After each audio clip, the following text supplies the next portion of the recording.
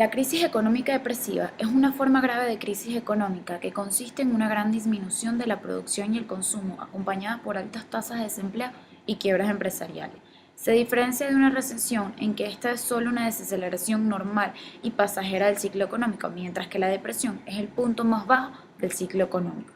Podríamos nombrar algunos ejemplos de grandes depresiones como la Gran Depresión, la cual afectó a la mayoría de los países industrializados del mundo en los años 1930. A su vez se caracteriza por una tasa de desempleo que está por encima del 20%, un grande índice de pobreza sobre el 25%. La Larga Depresión es otra, la cual fue contemporánea con la Segunda Revolución Industrial. Y por último podríamos nombrar el pánico de 1837. Fue una crisis financiera en Estados Unidos que se debió a una especulación en el mercado de bienes desembocando en una quiebra de bancos. Estos hechos históricos son de gran relevancia, ya que de la Gran Depresión sale como respuesta a una obra de Keynes llamada Teoría General del Empleo, Interés y Dinero. El modelo keynesiano, además de buscar explicar las fluctuaciones en la economía, plantea también políticas para contrarrestar los procesos depresivos, políticas que pudieran eliminar los ciclos y sacar a la economía al nivel de equilibrio con desempleo al que supuestamente llegaría. Estas políticas no solo consisten en medidas para estimular la economía en una situación como la de la depresión de los 30, sino que plantean también formas de desacelerar o enfriar la economía. Para afectar los niveles de gasto agregado, las políticas keynesianas proponen variaciones en el gasto gubernamental, en los impuestos o cambios en la oferta monetaria. Lo que la política fiscal respecta es precisamente la capacidad que tiene la entidad gubernamental para variar tanto sus niveles de gasto como los niveles de impuestos, ya sea con fines de estimular o frenar la economía. Ante una crisis de depresión, el objetivo buscado sería una expansión de la economía por vía política fiscal o monetaria. Empezaremos con la política fiscal. Esta es una rama de la política económica que configura el presupuesto del Estado y sus componentes, el gasto público y los impuestos, como variables de control para asegurar y mantener la estabilidad económica, contrarrestando así las variaciones de los ciclos económicos y contribuyendo a mantener una economía creciente, de pleno empleo y sin inflación alta. Vía variación del gasto público. Es cuánto dinero gasta el Estado en pagar los proyectos públicos, como carreteras y otras construcciones. Conjunto de gastos realizados por el gobierno en bienes y servicios para el Estado. Cuando un gobierno altera las compras de bienes y servicios del Estado, logra desplazar la curva de demanda agregada. La curva de demanda agregada se desplaza hacia la derecha, incrementándose el PIB debido a que el gasto es una variable macroeconómica que forma parte de la función de gastos totales.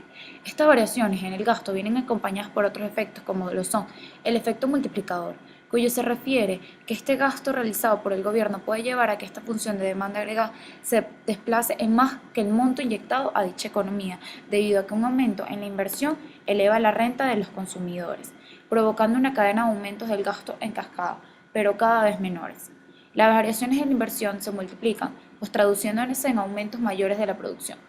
El mecanismo multiplicador no se aplica solo a la inversión, sino que tiene un carácter mucho más amplio. En realidad, cualquier variación del gasto público también se traduce en una variación mayor de la producción. Otro efecto en la variación del gasto es el efecto expulsión, debido a que este gasto viene tomado del mercado de préstamos, lográndose una subida en la tasa de interés y finalmente llegando a desestimular la inversión privada. La política fiscal vía variación de los impuestos. La otra gran herramienta de la política fiscal es el nivel de tributación. Cuando el gobierno de un país baja los impuestos, aumentan los ingresos netos de los hogares. Estos ahorran parte de esta renta adicional, pero también gastan algunos en bienes de consumo. Como la reducción de los impuestos eleva el gasto de consumo, desplaza la curva de demanda agregada hacia la derecha. En la magnitud del desplazamiento de la demanda agregada provocada por una modificación de los impuestos también influyen el efecto multiplicador y el efecto expulsión. La política monetaria o política financiera es una rama de la política económica que usa la cantidad de dinero como variable para controlar y mantener la estabilidad económica. La política monetaria comprende las decisiones de las autoridades monetarias referidas al mercado de dinero, que modifican la cantidad de dinero o el tipo de interés. En el caso de una economía depresiva, la política monetaria a aplicar sería expansiva.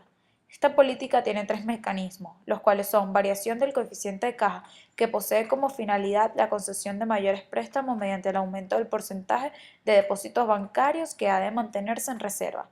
El segundo, venta de bonos. Y tercero, es la política de descuento, que consiste en la determinación del tipo de redescuento y la fijación del volumen de títulos susceptibles de descuento. Sin embargo, estos tres mecanismos tienen la misma finalidad, lo cual es el aumento de la oferta monetaria que da como consecuencia la caída de la tasa de interés, llevando así a estimular la inversión y una vez más desplazando finalmente la función de demanda agregada, que no es más que inversión más consumo más gasto más exportaciones netas.